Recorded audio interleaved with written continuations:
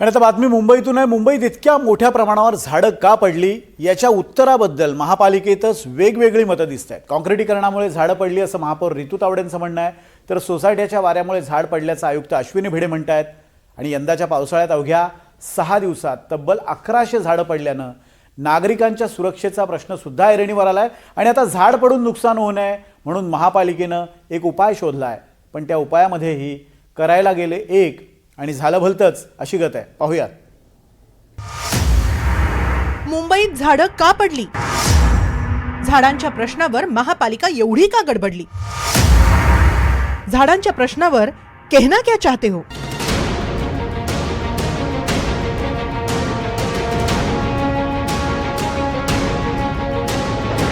मुंबईत 4 दिवसांच्या पावसात शेकडो झाडं अशी धडाधड कोसळली। एका दिवसात, फक्त एका दिवसात तब्बल 350 झाडं उन्मळून पडली। 40 ते 50 किलोमीटर प्रति तास अशा पद्धतीचा वारा व्हायला आणि त्यामुळे साधारणपणे 4 महिन्यात या जे काही आपल्याकडे वृक्ष पडतात त्याच्या अर्धे केवळ काल एका दिवसात 350 जवळपास वृक्ष एका दिवसात पडलेले आपल्याला पाहायला मिळाले। 450 वृक्षांच्या फांद्या पडलेल्या आपल्याला पाहायला मिळाल्या। चेंबूरमध्ये तर स्कूल बसवर झाड पडून विहान श्रीवास्तव या 11 वर्षांच्या मुलाचा मृत्यू झाला। त्यानंतर पडणाऱ्या झाडांचा मुद्दा चांगलाच तापला। रस्त्यांचं झालेलं काँक्रिटीकरण हे झाडं पडण्यामागचं कारण असल्याची चर्चा सुरू झाली। मात्र या मुद्द्यावर महापालिका आयुक्त आणि महापौर यांच्यामध्येच वाद आहेत। महापौर म्हणतायत काँक्रिटीकरणामुळे झाडं पडली, तर आयुक्तांचं म्हणणं आहे काँक्रिटीकरणाचा झाडं पडण्याशी संबंध नाही। म्हणजे 2022ला आपण जर बघितलं तर साधारण 655 झाडं पडली होती। 2023 मध्ये 687, 2024 मध्ये 653 आणि 25 मध्ये जास्त पडली 855। म्हणजे झाडं ही पडतात। त्याच्यापूर्वी आपल्याकडे निसर्ग सायक्लोन होतं, तौक्ते होतं, त्यावेळेला तर झाडं जास्त पडलेली होती, परंतु ती विशिष्ट कारणाने होतं। तसंच या पावसाळ्यामध्ये आपल्याकडे थोडंसं विंड स्टॉर्म किंवा वाऱ्या वाहण्याचा वेग खूप जास्त राहिल्यामुळं आणि त्याच्याबद्दलचे रेड अलर्ट असल्यामुळं आत्तापर्यंत ऑलमोस्ट 830 ट्रीज हॅव फॉलन। हे झालेलं आहे, ते मान्य करावं लागेल। CC रोड ज्या ज्या ठिकाणी तयार झालेली आहे त्या त्या ठिकाणी झाडांची अवस्था त्या ठिकाणी पूर्ण कॉन्क्रीट त्या झाडांच्या मुळापर्यंत घट्ट केलेलं आहे आणि त्यामुळे त्या झाडांना इजा झालेली आहे। झाडांना श्वास घेता येत नाही, झाडांमध्ये पाणी मुरत नाही आहे। त्या झाडांना सेफगार्ड त्या ठिकाणी तयार करायला पाहिजे। आळं आपण बोलतो मराठीमध्ये, प्रत्येक वृक्षाच्या पूर्ण चौकोन पूर्ण तो गोल आहे, तो संपूर्ण आहे, तो आळं तयार झालं पाहिजे।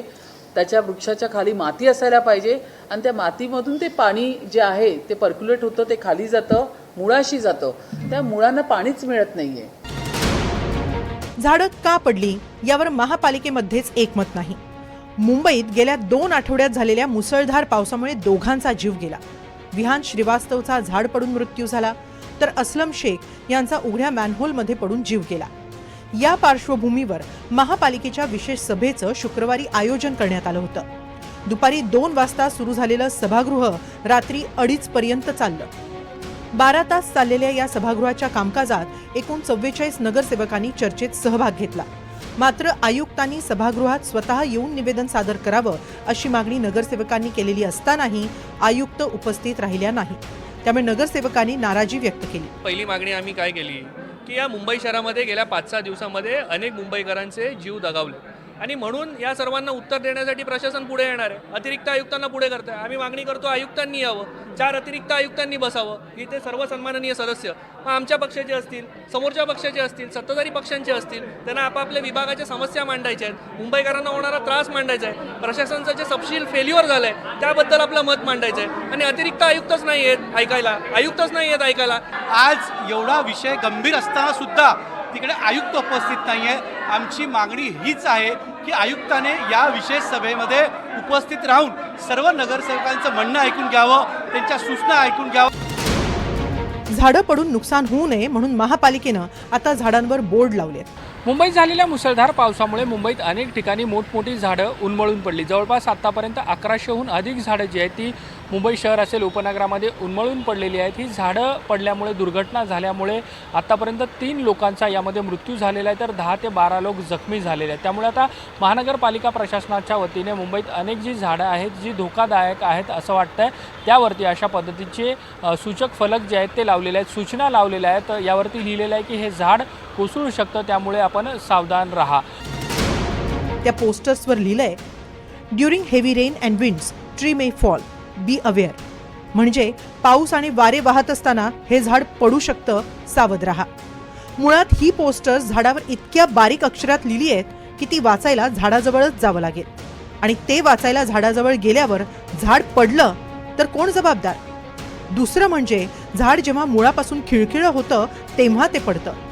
मग त्या झाडाची मुळं खिळखिळी झाली आहेत हे लोकांना कसं कळेल? कुठली झाडं चांगल्या स्थितीत आहेत आणि कुठली झाडं पडणार आहेत ते तपासण्याची जबाबदारी महापालिकेची नाही का?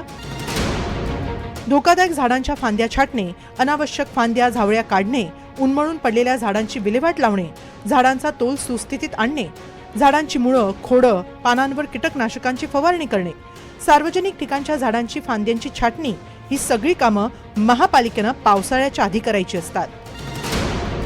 ती कामं केली आहेत का हे न तपासता महापालिका फक्त बोर्ड लावून कशी काय हात झटकते? प्रश्न फक्त झाड पडण्याचा नाही, प्रश्न मुंबईकरांच्या जगण्या मरण्याचा आहे. 2 बळी गेल्यावर तरी त्याचं गांभीर्य महापालिकेला आलं असावं अशी अपेक्षा आहे. देवेंद्र कोल्हटकर, NDTV मराठी, मुंबई.